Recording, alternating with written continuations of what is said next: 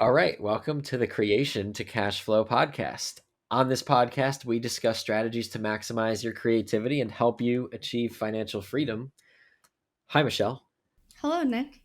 How's it going? It's amazing, beautiful, great, all the things. I always say that, but I always mean it. How are you doing? I'm doing good. I'm feeling super abundant lately. There's a lot of abundance and things happening. There's a lot of good weather coming into place. It feels like things are lining up. I know a few months ago we were talking about like how cold and dark of a winter it was, but like spring always comes. It's never going to be dark forever. Not that it was like so dark or bad or anything, but like, you know, just feeling great right now. I'm excited for today's episode too. I am too. Also, side note, I am in a new acting class, but it's a voice class and it's basically only breath work. Like that's like what we've been doing. And I every time I'm like, I think of you and I think of Jose and I just like it's so impactful to be led with breathing. And I just wanted to like say that because I think I forget how much of a difference it makes whenever you just take a moment to just stop and breathe and appreciate and like take deep breaths. I think our body just really needs that on a daily basis, but at least a weekly basis. It's crazy. Is that our episode for next week? Is it gonna, are we diving into breathing? Because I know so many people that like they just never ever take a deep breath and they think breath work is a little too out there for them. And I'm like, it's not even like you breathe no matter what. You might as well just do it in such a way that's going to be healing for your body and mind. Like you don't get to say like, oh, I'm not into breath work. Like, bitch, I see you breathing. Like, yeah, you're alive, you have lungs, you are breathing. Why not just do it properly and in a healing way? Yeah, we could probably go really deep on that, but today we're talking about something completely unrelated to that I'm still really excited about. We're going to talk about how AI is never going to replace you.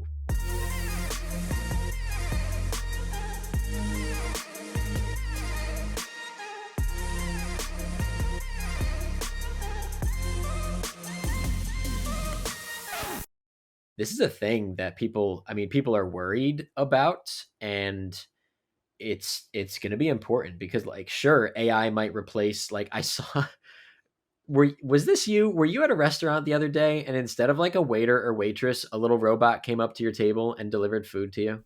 Oh yeah, those are all over LA. I mean, the guy that invented that lives in my building. Like, so, but I've seen those for a few years. But yeah, it's like we had the waiters, but those little robots brought us our food at this all-you-can-eat Korean barbecue place.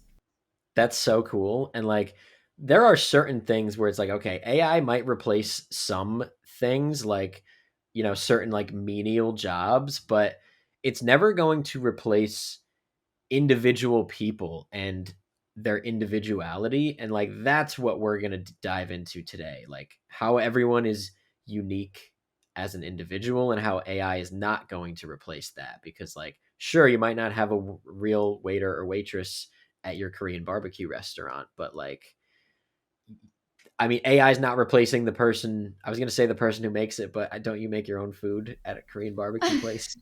The person who chops it up. Actually, I don't know who chops the meat. I didn't go to the kitchen. But yeah, no, you make your own food. But we did still have the waiters, like, they changed up the little grill when it would get a little bit too burnt, or they would bring us like drinks. And so it wasn't like completely, it was basically just the meat, and we could like order on there. So in my eyes, I'm like, AI really can enhance a lot of people's lives without replacing it. It's almost like a huge benefit, which we will get into today.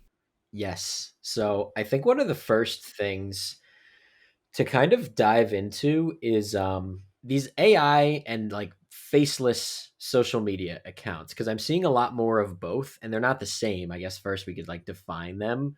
So a lot of these AI generated images are being used to create videos on social media. Like I keep seeing them in ads, like people trying to advertise for you to buy a product, and they're like, they want to talk about like if it's for sea salt, and they want to talk about like how the ancient Mayans used to use this sea salt, and you'll see an AI generated image like transition in, and then you get another AI image, and they like put them together to make a story.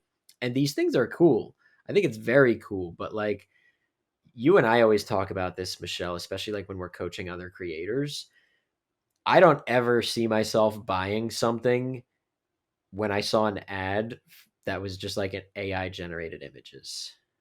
Yeah, I like it whenever it's like informing me. Like I watch a lot of YouTube videos that are like the most amazing places or like secret places around the world, like just like random educational type of things. But that I'm not gonna go spend money. Like I don't trust these things entirely to like invest in something, especially when it's like beauty or skincare or health or like something I'm consuming. So I like those accounts for educational things, but so many people try to use it for like selling stuff, and it's not as effective as a human. Yeah, who am I gonna believe? Essentially, like I want to get info from a real person that I feel like understands me and my problems, not like someone who behind the scenes like put together an AI story and is trying to sell me on that. And it's interesting because a lot of these do really well, and I find that to be very surprising. What are your thoughts on that? It's I mean, of course, like I think anything can do well. I think anything can sell somebody. You know, I'm not saying that don't ever do AI videos, but I'm just saying in comparison, there's just something so unique about the human connection. And I mean everybody has different purchasing habits, right? And I do know that like even with Sean, who was a previous guest, he made an avatar of himself to where it's AI, but you really can't tell. And so I think that it's like dependent upon what is the product and like how much trust do you need before purchasing it. I think that makes sense to me. And like you're right, AI can enhance some things. Like if you're using it to enhance a story, I think that's cool. But really what I want to dive into is like I know a lot of people that are looking to start making ads for brands or products, whether they create them or whoever, it doesn't matter whose product. People who want to start getting involved in digital marketing of some kind. And they want to, instead of showing themselves and being in the content, they want to just use AI. And to me, that's where I'm like, oh, I don't know if that's a good idea because realistically, like you're skipping like the best part of becoming a content creator, which is putting yourself out there. Yeah, to me that's like the best part. But I know there are some people that just really don't want any kind of personal brand, which sometimes, actually, a lot of the times, you and I find out that it's because of an insecurity, not because they truly have this passion for not wanting a brand. And I think that's important to discuss as well. Yeah, that would be like saying like who doesn't want a personal brand? Like that would be like asking like, "Hey, do you want a new car or no car?" Like everyone's going to be like, "Well, yeah, like I mean, yeah, I would rather a car." So you're right, like we always seem to find out there's an underlying thing where people are like, "Oh yeah, I just like it comes out, you know, somehow eventually after like enough of a conversation that people just have something like a lack of confidence. And they're like, "Oh yeah, I just like I'm not confident enough. Like I don't like the way my voice sounds or whatever it is. So I'm just trying to use like AI to make videos." And I'm like, "You're missing the biggest point about content creation because like I was so uncomfortable when I started making content and I made like the biggest rookie mistake of I didn't start new accounts. I just used my existing social media accounts that everyone I had met over the last the only 22 years of my life at the time. I was like, I'll just start posting on here. I'll just start flooding people with information they didn't ask for and self-development advice and things about what I'm up to. And I very quickly was like, "Oh, this is not being super well received." And I probably should have started some new accounts. Why do you say that? You said rookie mistake, but like I am so grateful I never started a new account. I'm so grateful I stuck with the same account my entire life since it became a thing. Like I don't think it was a rookie mistake. I think there are two choices you can make, but I say I'm glad I never started a new one or tried to make it off my personal brand because people that maybe they were cringing at my content before, but now they're like, oh my God, I've known you since high school. I've known you since middle school, and it's so inspiring to see what you do. And like, I love that I'm like keeping up with what you're doing. And I don't know, it's just like you can inspire those people that you've come across throughout life. So I don't know, why do you say rookie mistake? I think it was a great choice. Interesting. I love that take. And you're right. Looking back now, I'm glad it went down the way it did because it all just led to me being here recording our 57th episode of this podcast. So I know it worked out for the better. I think it was more so just like hurtful that it wasn't better received at first. And I was like, I kind of was hoping like by putting myself out there that people would be like, we love that you're doing this and like we respect you for it and we think it's cool. Like it was not really well received at first. And if I could go back, let's say I was like a year after doing that, I had the option to go back and just start a fresh account and just attract people that were going to be into it.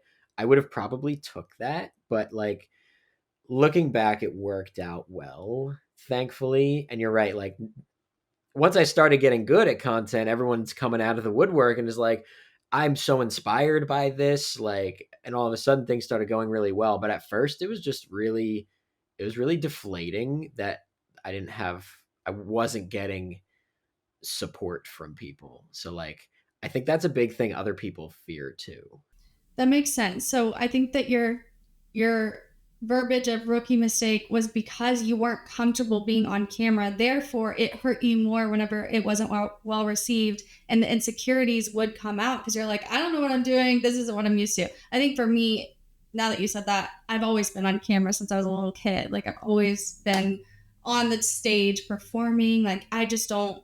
There's other things that I struggle with, and so I think that's why I'm like, what do you mean? But you're right. Most people, that is, I mean, it's very vulnerable to put yourself out there, but that same vulnerability is what people love. Like I love the authenticity. I love seeing vulnerable like moments. That's why we watch TV, guys. Like it's all vulnerability. Like these stories that people are telling on TV, like that is literally, you're watching it for that. You're not watching it for the surface level. I'm just doing great. Like that's just not what we like or resonate with. All that to say, maybe if you're held back from feeling the insecurities over the excitement, then start a new account. That was good advice, Nick. I'm glad we got to the bottom root of your terminology and verbiage. Yeah, definitely. I'm glad we dissected that too because looking back, I'm super glad. All right, my mic cut out for a minute, but overall what I was going to get at is that you're never going to be replaced. Like that vulnerability and authenticity, that's what people want. And I mean, looking back, things worked out nicely for me, but it was really hard at first. And that's what makes it amazing. And that's why I recommend to anyone who is thinking about starting content and you're telling yourself that you should do a faceless account where like only your hands are in it, or like using AI generated images just to avoid putting yourself in front of the camera, you will grow so much by just getting comfortable speaking into a camera, especially because the way the world is trending, that is a skill you don't want to miss out on. Yeah, and of course there's always exceptions, right? Like I've been following this one account for so long, and she's basically a girl that just like has a massive closet. It's basically a room, and she just gets dressed, but she's never shown her face. And same with like a popular DJ. His name is Sick Ick Music. Like he's never shown his face, but that becomes part of their brand. But the thing is, there's not a lot of accounts that are doing well like that.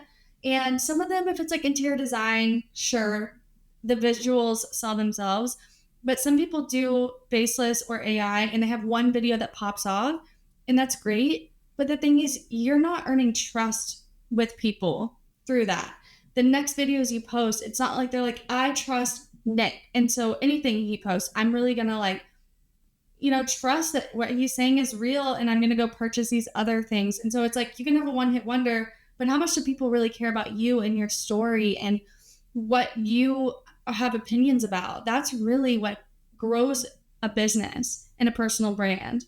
And I don't know, I think that it's important that people don't just try to go the easy route if their goal is to become a content creator or have a personal brand or have an audience that they can like be in community with. Yeah, it's true, and I'm glad you mentioned that creator that you really like that does that because we all have our favorite creators, and like your favorite part is probably not that she doesn't show her face. Your favorite part is probably all the other things that you have gotten to learn about her and about her life. And any creator, this also goes for like TV shows and movies, any actor, like any actress, like anyone you like, the reason we like those people is because of like their stories and their vulnerabilities. Like I'm a huge fan of Aaron Rodgers, who is now the Jets quarterback. He used to be. He's if you're not super familiar to anyone listening, because you're giving me a look like yeah. I've heard of him, I um, think. What sport? he plays football professionally, and he won MVP a couple of times, and he also talks very openly about like going into the Amazon rainforest and doing ayahuasca ceremonies, and then he came back from that and was a totally changed person and won MVP 2 years in a row and had like record breaking seasons. And like his stories like are so good. Like I love him as an athlete, but I like him even more because of who he is as a person and like his stories and his vulnerability and like his stance on certain things. Like he's kind of a big like anti-vax guy, which is neither here nor there, but like there's just so many things that like everyone's favorite creators and people and actresses like you start to fall in love with, and AI will never ever replace that because we all want that human connection. Yeah, and I think, we need it. Like we need that. And there's so many studies out there at like 2-year olds, for example. I think the first 2 years of your life, or even the first five, are so primitive. Like you want to feel like you're heard and seen. In those years, if you're not, it really comes out later on in life. Like you have a lot of issues, that you can work through. Like nobody's like doomed for life. Well, maybe like Dahmer was, but some people aren't doomed for life, right? Like we all have things we have to work through. No parent is perfect.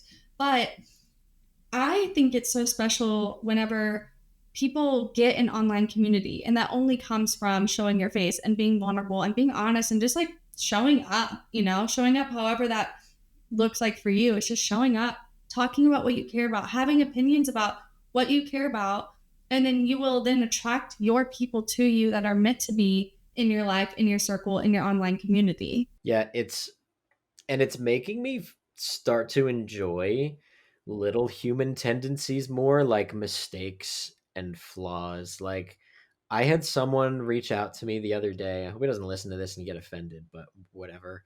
I won't say his name, but like he reached out to me and was like, "Hey, like, are you doing a lot of email marketing?" And I was like, "No, honestly, I'm not, dude. And like, feel free, like, pitch me. What can you do for me?" And he was like, "All right, well, like, what? Get me on your email list, and like, I'll redo one of your emails." And I was like, "Cool, here you go." And then he like redid one of my emails, and it just feels like he put it in Chat GPT and was like, "Can you rewrite this to be like to sound more corny and annoying?" It feels like he like asked it to do that almost.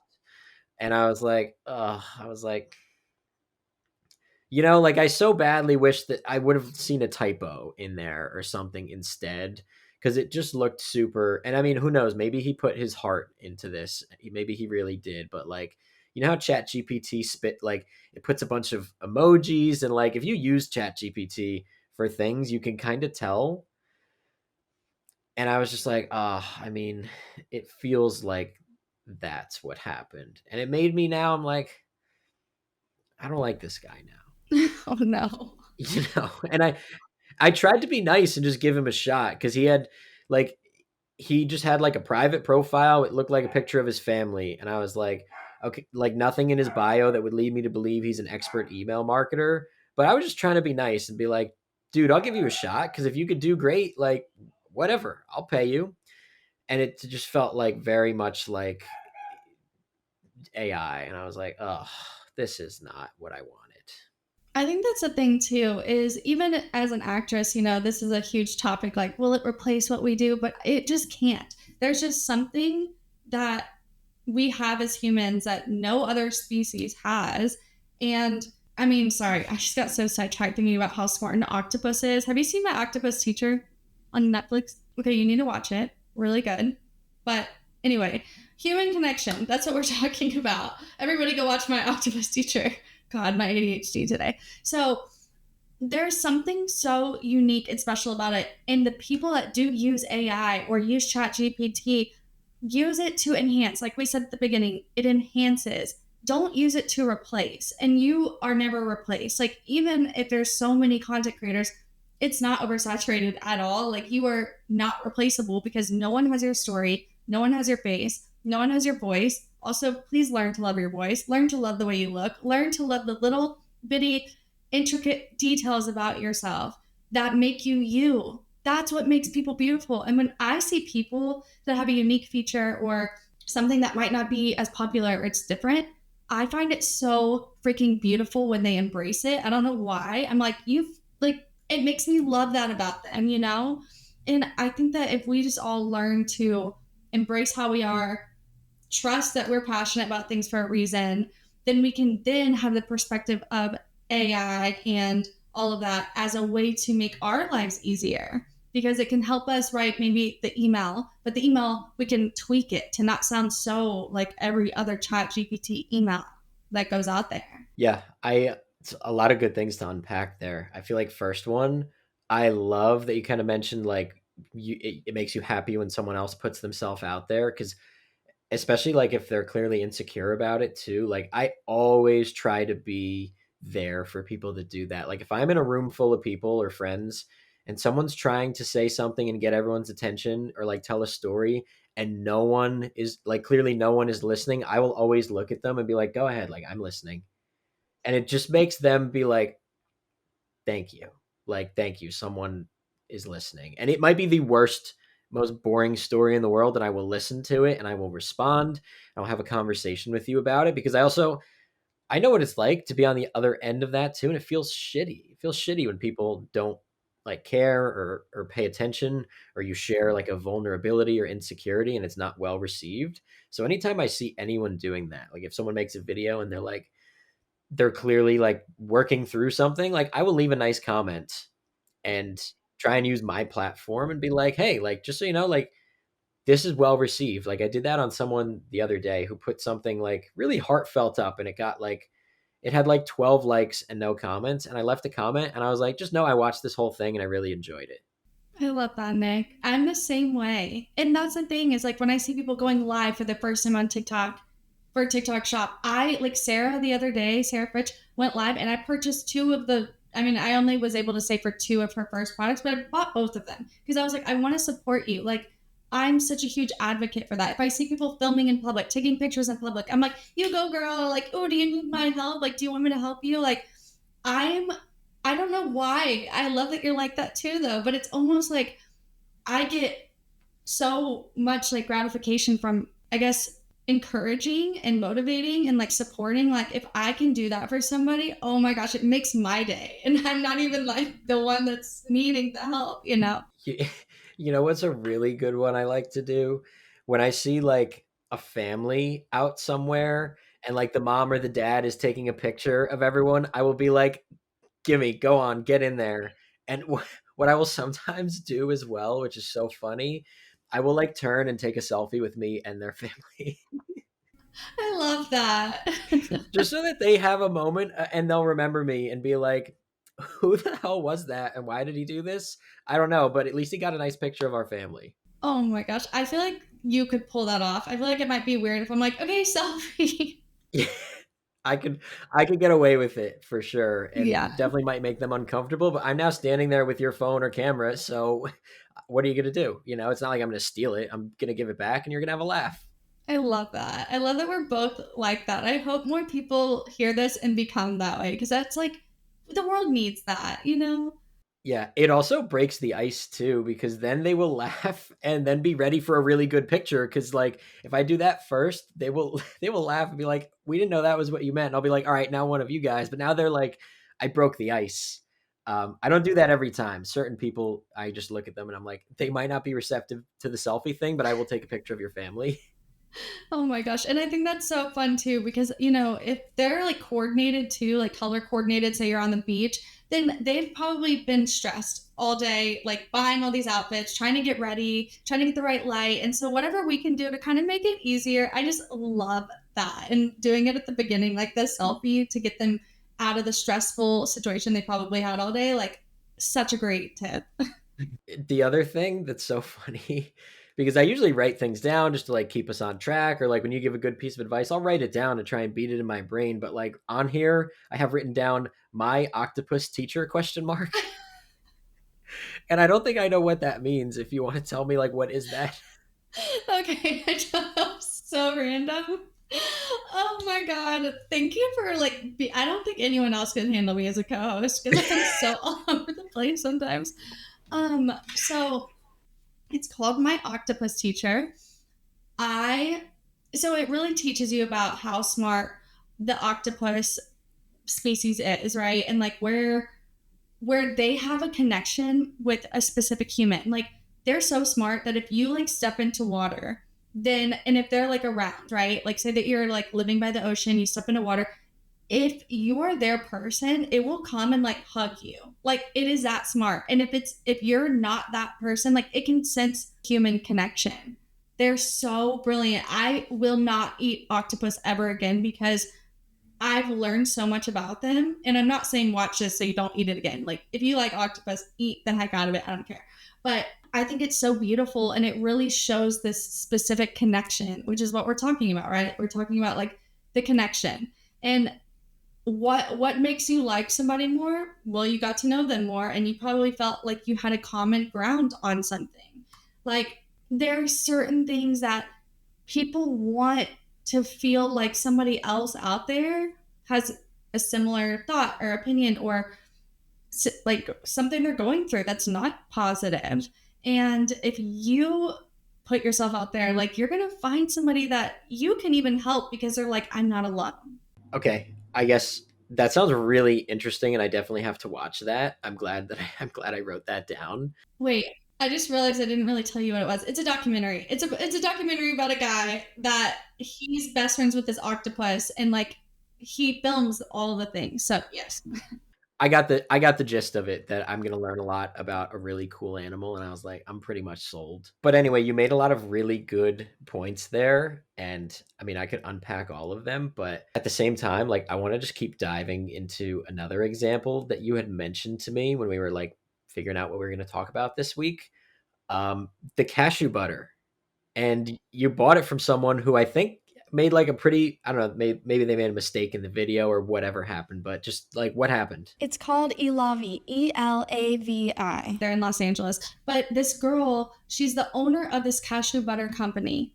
And I've seen it maybe once, but what they did was they had a shipment come in, but their seal on the cashew butter wasn't like triple sealed. Like it wasn't as sealed as it usually is. And so the owner got on Instagram and was honest about her mistake and was like, we ordered 10,000 dollars worth of product, like worth of this stuff, and it's not up to our standards. Therefore, we are giving this at a discount because we don't think this is a reflection of our brand and we want to be honest with you guys. And of course, me, I'm the kind of person where I'm like, oh, if somebody's struggling, I will go do what I can. Like, let me invest, let me help. And so I was like, okay, it's blue spirulina cashew butter. It looks healthy. She's like a Pilates teacher. Her name's Michelle. That's why I followed her because like she's in LA and her name's Michelle. So I'm like, we're friends. Like we're twins. So I did it. Like I just purchased it to support her. I would have never really known about this brand had she not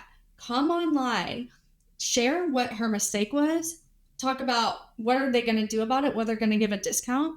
And then it was blue. And I was like very intrigued by that. So I bought it and like I am not a cashew butter girly. Like I'm very picky with food. I am so picky. And I've literally gone through 3 tubs of it now. I'm so obsessed with this brand. I've made so many free videos just because I'm like, I want to support her. I felt like I wanted to support this brand now because I've got to know them.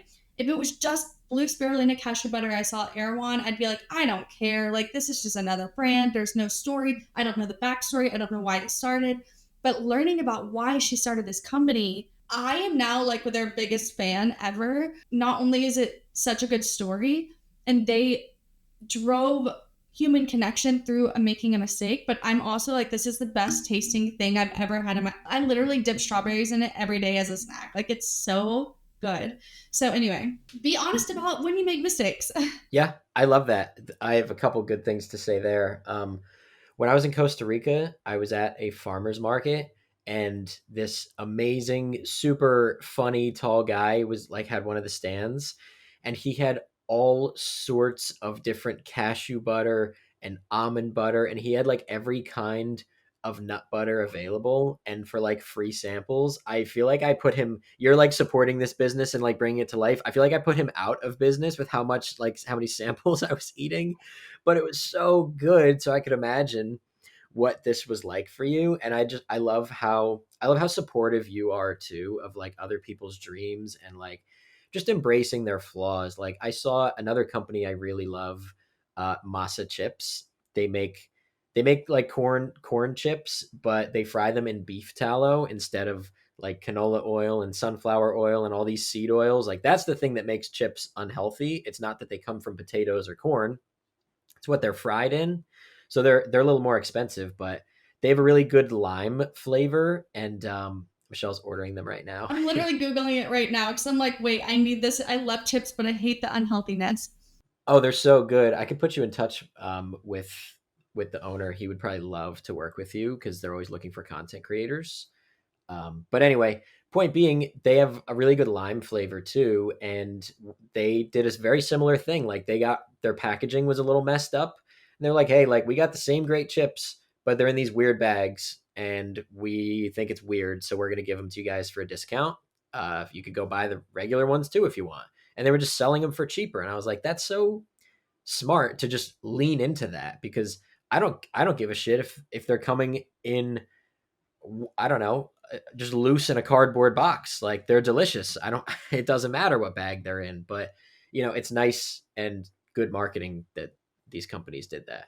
Yeah, and if it was just AI, like they would be like, "This is like it's so robotic, right? It's just based on logically what would be the best thing to do, or like whatever." There's no real thought. Like all of these systems are amazing. We need systems, but sometimes systems aren't where breakthrough happens. It's not where taking risks happens. And that's where being a human and having intuition and being like, I feel like I should move to Los Angeles. I feel like I should start a business. I feel like I should move to Costa Rica or whatever. Like these little things that we have because we have connections and we have like we can feel certain energy levels, whatever, that is like irreplaceable. And that's what people can feel in your content as a content creator. They feel your energy and there's so much that comes out of just showing up as you, like I can't describe it, but I can feel it. Yeah, it's very similar also to like when I got all of my stuff from that farm like a week or two ago, like raw milk and a bunch of things. And they gave me a little handwritten letter like, "Hey, you're a first time customer. Like we threw in like a little extra and this nice wooden spoon for you." And I'm like, "I am going to keep you guys in business forever." So I made a video for them about it and like pretty much advertising their product, and it has like well over 10,000 views. And I was like, I just wanted to do that because they deserve a little bit of publicity. I also, like I said, I might have said this last week too. I handwrite letters to all of my clients. Like I will, it's not that pretty. My handwriting isn't the best in the world. It's decent. It's come a long way. But like I will just rip out a notebook piece of paper, but I will write a very like serious, heartfelt message in my decent handwriting, and it is always so well received. And I'm like, no, AI will never replace that ever, ever, ever. And these are the things that also make people like, I can't wait to order more things from that farm. And I apparently am ordering a bunch of blue cashew butter next, and you're about to get a bunch of masa chips. Like we're gonna keep these businesses afloat, Michelle. That makes me so happy. That is like I feel my purpose in life is to do that. And I love whenever these companies aren't asking for help. But like I love that I can come in and be like, "Oh, I can help. Like I want to support you." I don't know. I think that if you start showing up, you're going to find people like me and Nick that want to support, that want to be there, that want to comment on your stuff, that want to encourage you. Like you're going to find people like that cuz that's people like that exist out there and they won't know you exist unless you show up. And it also, that's so inspiring. Like, I really hope people listening to this start putting more personalized touches. Like, do it with your clients. Just do something. Send them a letter of gratitude. Like, thanks for supporting my small business. They will forever just be like, oh, like you're not even that good of a business, and we just love you, and we're gonna keep you around forever. So I can't recommend people do this enough. Also hilarious that you followed this girl because her name is also Michelle and she lives in LA. I want to go check your like following, and it's just going to be all people named Michelle that live in Oh my LA. god, no, no. She followed me and reached out to me about something about I don't know. I followed her back. Like, because, well, also, I don't always see who follows me. Like, I don't always see it. But this was like back before my Instagram really grew. And we were talking, I think, about I was going to join a Pilates class. And so it wasn't just Michelle who lives in LA. Like, there was also like other things that were happening. Okay, all right. I'm going to go check your account, and it's just going to be a bunch of Oh Michelles. my God. No, no, no. All of this to say though, like it's these little things. It's your name. It's the way you speak. It's the mistakes that you make. These are all the things that make us love you, and this is why other people love you too. And AI is never going to replace that.